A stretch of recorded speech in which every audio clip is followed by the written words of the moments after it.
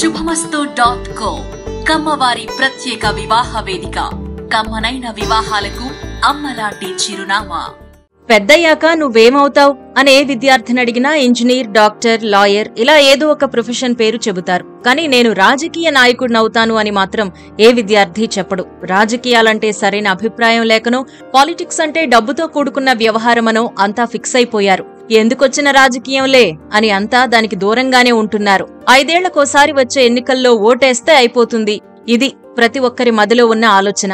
మరందరూ అలానే అనుకుంటే రాజకీయాలు మారేదన్నడు? ఇదే ఇప్పుడు అందరి మదిని తొలుస్తున్న ప్రశ్న. టాలెంట్ ఉన్న యువత రాజకీయాల్లోకి రావాలని ఎప్పుడూ కోరుతూనే ఉంటారు మేధావులు. కొత్త తరం రాజకీయాల్లోకి వస్తేనే వ్యవస్థలో మార్పొస్తుంది అనేది వీరి భావన. ఈ మధ్య ఏపీ మంత్రి నారా లోకేష్ కూడా ఇదే అభిప్రాయాన్ని వ్యక్తం చేశారు. ఇండియా టుడే కాంక్లేవ్ లో మాట్లాడిన ఆయన యువతరం రాజకీయాలు అనే అంశంపై కూడా స్పందించారు. యువత రాజకీయాల్లోకి రావాలని పిలుపునిచ్చారు. ఎవరెన్ని చెప్పినా యూత్ మాత్రం పాలిటిక్స్ అంటేనే ఆసక్తి చూపడం లేదు. కానీ ఈ వ్యక్తి కూడా అలానే అనుకుంటే అక్కడే ఆగిపోయేవారు. ఆర్థికంగా బలంగా లేకపోయినా, రాజకీయ నేపథ్యం ఉన్న కుటుంబం కాకపోయినా ధైర్యంగా ముందడుగేశారు. అంచెలంచెలుగా ఎదిగి ఏపీలో కీలక పదవిని చేపట్టారు. ఆయనే నాదెండ్ల బ్రహ్మం చౌదరి, ఆంధ్రప్రదేశ్ కమ్మ కార్పొరేషన్ చైర్మన్. ఈయన గుంటూరు జిల్లా మాచవరం మండలం చెన్నయ్యపాలెం గ్రామంలో జన్మించారు. దిగువ మధ్యతరగతి కమ్మ కుటుంబం బ్రహ్మంది. తండ్రి చంద్రరావు, తల్లి హనుమాయమ్మ. సొంతూరులోనే 5వ తరగతి వరకు చదువుకున్నారు. ప్రాథమిక విద్య ప్రభుత్వ పాఠశాలలో సాగింది. ఆ తర్వాత 6 నుంచి పిడుగురాళ్ల లయోలా పబ్లిక్ స్కూల్లో చదువుకున్నారు. గుంటూరులో ఇంటర్ పూర్తి చేశారు. చిన్నతనంలో బ్రహ్మయ్య అనే పేరు పెట్టారు కానీ అంతా బ్రహ్మం అని పిలవడంతో అదే పేరుతో ఫేమస్ అయ్యారు. పాలిటిక్స్ అంటే టచ్ మీ నాట్ అన్నట్టుగా ఎప్పుడూ లేరు బ్రహ్మం. చిన్నతనం నుంచే సమకాలీన అంశాలపై మంచి అవగాహన కలిగుండేవారు. అందుకే జర్నలిజం వైపు ఆయన అడుగులు పడ్డాయి. నాగార్జున విశ్వవిద్యాలయం నుంచి జర్నలిజంలో మాస్ కమ్యూనికేషన్ చేశారు. ఆ తర్వాత హైదరాబాద్ వచ్చిన బ్రహ్మం ఉస్మానియా యూనివర్సిటీ నుంచి హోటల్ మేనేజ్మెంట్ కోర్సు చేశారు. ఆ సమయంలో టీడీపీ విద్యార్థి విభాగమైన టీఎన్ఎస్ఎఫ్ కు దగ్గరయ్యారు. రాజకీయంగా ఇవే ఈయన తొలి అడుగులు. 2004లో ఉమ్మడి ఏపీలో టీడీపీ అధికారం కోల్పోయినా పార్టీ తరపున పోరాడారు.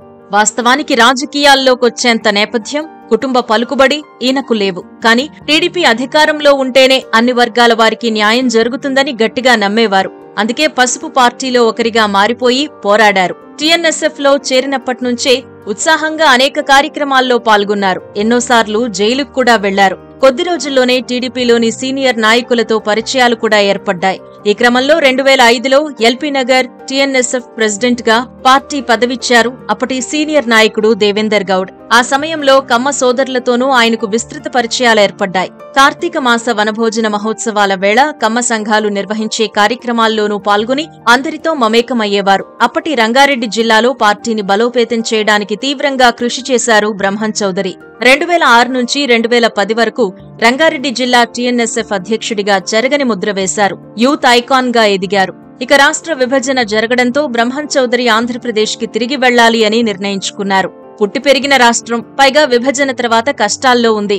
ఈ క్రమంలో 2014లో జరిగిన ఎన్నికల్లో చంద్రబాబు ఏపీ సీఎంగా బాధ్యతలు స్వీకరించారు. ఎన్నో సమస్యల మధ్య ముఖ్యమంత్రి పీఠమెక్కారు. అలాంటి సమయంలో పార్టీకి అండగా ఉండాలని, స్వరాష్ట్రంలోనే సేవలందించాలని నిర్ణయించి అటువైపు అడుగులేశారు బ్రహ్మం. దీంతో రాష్ట్ర విభజన తర్వాత టీఎన్ఎస్ఎఫ్ ఏపీ తొలి అధ్యక్షుడిగా బ్రహ్మాన్ని నియమించింది పార్టీ. తనపై ఉన్న నమ్మకాన్ని వమ్ము చేయకుండా క్రియాశీలకంగా వ్యవహరించిన బ్రహ్మం తెలుగు విద్యార్థి విభాగాన్ని బలోపేతం చేశారు. తనకున్న పరిచయాలతో జనంలోకి చొచ్చుకెళ్లారు. యువతకు పార్టీని మరింత చేరువ చేయడానికి వ్యూహాత్మకంగా ముందుకెళ్లారు. 2019 ఎన్నికల్లో టీడీపీ ఓడిపోయి వైసీపీ విజయం సాధించింది. ఆ 5 ఏళ్లు టీడీపీ నాయకులను ఏ స్థాయిలో హింసించారో ప్రత్యేకంగా చెప్పుకోవాల్సిన పనేలేదు. అయినా ప్రతిపక్షంలో కూడా అదే దూకుడు కొనసాగించారు బ్రహ్మం.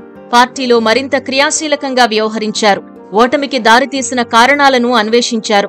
ఎప్పటికప్పుడు హైకమాండ్ కు విలువైన సూచనలు చేశారు. యువ కార్యకర్తలకు పార్టీకి మధ్య ఓ వారధిగా వ్యవహరించారు. వైసీపీ పాలనా వైఫల్యాలను ఎప్పటికప్పుడు ఎండగట్టారు.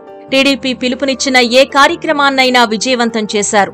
ఎన్టీఆర్ ఇంటి ఆడబిడ్డల్ని కొడాలి నాని, వల్లభనేని వంశీ వంటి నాయకులు దారుణంగా అవమానించిన సమయంలో బ్రహ్మం చౌదరి వారిద్దరిపై విరుచుకుపడ్డారు. అప్పట్లో బ్రహ్మం చౌదరి చేసిన విమర్శలు అందర్నీ ఆలోచింపచేశాయి. కరోనా సమయంలో టీఎన్ఎస్ఎఫ్ అధ్యక్షుడిగా బ్రహ్మం చౌదరి పదవీకాలం పూర్తయింది. అయితే ఈయన సేవలు మెచ్చిన అధిష్టానం పార్టీ ఆర్గనైజింగ్ సెక్రటరీగా పదోన్నతి కల్పించింది. జగన్ పాలనా హయాంలో బ్రహ్మంపై 22 కేసులు పెట్టారు. 5 ఏళ్ల పాటు కోర్టుల చుట్టూ తిప్పారు. ఇప్పటికీ కేసులను ఎదుర్కొంటూనే ఉన్నారు బ్రహ్మం చౌదరి. చంద్రబాబు ఇంటికి జోగి రమేష్ దండెత్తిన సమయంలో ఆయన కారుపై దాడి చేసింది బ్రహ్మమే. జోగి కాన్వాయ్ పైకి దూసుకెళ్లి మరీ అతణ్ణి అడ్డుకున్న తీరు పార్టీ శ్రేణుల్లో మంచి మాస్ ఫాలోయింగ్ తీసుకొచ్చింది. నంద్యాల ఉప ఎన్నిక, కాకినాడ మున్సిపల్ ఎన్నికల్లో పార్టీ గెలుపు కోసం తన వంతు కృషి చేశారు బ్రహ్మం చౌదరి. 20 నియోజకవర్గాలకు పార్టీ పరిశీలకుడిగాను వ్యవహరించారు. దర్శి, మార్కాపురం, సూళ్లూరుపేట వంటి నియోజకవర్గాలకు పరిశీలకుడిగా పనిచేసిన అనుభవం ఈయనకుంది. ఆయా నియోజకవర్గాల్లో ఏవైనా ఇబ్బందులున్నా వాటిని సరిదిద్దడం, నియోజకవర్గ ఇన్ఛార్జికి అవసరమైన సూచనలు చేయడం, అధిష్టానానికి తగిన సమాచారం అందించడం చేసేవారు. అదేవిధంగా పార్టీ పరంగా ఏవైనా లోపాలున్నా వెంటనే సరిదిద్దాలి అని హైకమాండ్కు ముక్కుసూటిగా చెప్పే అలవాటు బ్రహ్మానికుంది. అందుకే ఈయనకు పార్టీలో ట్రబుల్ షూటర్గా మంచి పేరుంది. ఎన్నో నియోజకవర్గాల్లో సమస్యలొచ్చినప్పుడు అధిష్టానం బ్రహ్మం ద్వారా పరిష్కారాలు కనుగొంది. అందుకే పార్టీ అధిష్టానానికి బ్రహ్మం విశ్వాసపాత్రుడయ్యారు. పార్టీ కోసం 2 దశాబ్దాలుగా బ్రహ్మం అందిస్తున్న సేవలను అధిష్టానం గుర్తించింది. కమ్మ కార్పొరేషన్ చైర్మన్ గా బాధ్యతలప్పగించి సముచిత రీతిలో గౌరవించింది. కమ్మ కార్పొరేషన్ మాటే వినిపించకుండా ప్రభుత్వాలు పాలన సాగిస్తున్న వేళ తొలిసారి ఆ కార్పొరేషన్ కు అధ్యక్షుడిని నియమించిన ఘనత చంద్రబాబుదే. అందున నాదెండ్ల బ్రహ్మం లాంటి యువకులకు కమ్మ కార్పొరేషన్ ఇవ్వాలని నిర్ణయించారు అంటే అతడిపై ఆయనకున్న నమ్మకాన్ని అర్థం చేసుకోవచ్చు. తనకు లభించిన అవకాశాన్ని సద్వినియోగం చేసుకునే కమ్మ సమాజాన్ని ఏకతాటిపైకి తెచ్చేందుకు ప్రయత్నిస్తున్నారు. కమ్మ సమాజంలో పేదరికాన్ని తగ్గించడం, ఉద్యోగాలు కల్పించడం, ఉపాధి దొరికేలా చూడడం తన ప్రధాన లక్ష్యాలుగా చెబుతున్నారు. కమ్మ కార్పొరేషన్ ఆధ్వర్యంలో స్టడీ సర్కిల్స్ ఏర్పాటు చేస్తామన్నారు. విశాఖ, నెల్లూరు, తిరుపతి, విజయవాడ, రాజమహేంద్రవరంలో స్టడీ సర్కిల్స్ ఏర్పాటుకు ప్రణాళికలు రచిస్తున్నట్టు తెలిపారు. తెలంగాణ, కర్ణాటక రాష్ట్రాల్లోనూ పర్యటించి అక్కడి వారి సూచనలు స్వీకరిస్తానన్నారు. కమ్మ కార్పొరేషన్ తరపున ఒక టోల్ ఫ్రీ నంబర్ కూడా పెట్టేందుకు ప్రయత్నిస్తున్నారు బ్రహ్మం చౌదరికి పదవి దక్కగానే కమ్మ యువతలో ఒక నూతన ఉత్సాహం వెల్లివిరిసింది. ఏదేమైనా కమ్మ కార్పొరేషన్ దశ, దిశ తప్పకుండా బ్రహ్మం చౌదరి మారుస్తారు అనే విశ్వాసం అందరిలో వ్యక్తమవుతోంది. ముఖ్యమంత్రి చంద్రబాబు, మంత్రి లోకేష్ అంటే బ్రహ్మం చౌదరి ప్రాణం పెడతారు. అలాంటి నేతను పార్టీ మాత్రం ఎందుకు వదులుకుంటుంది?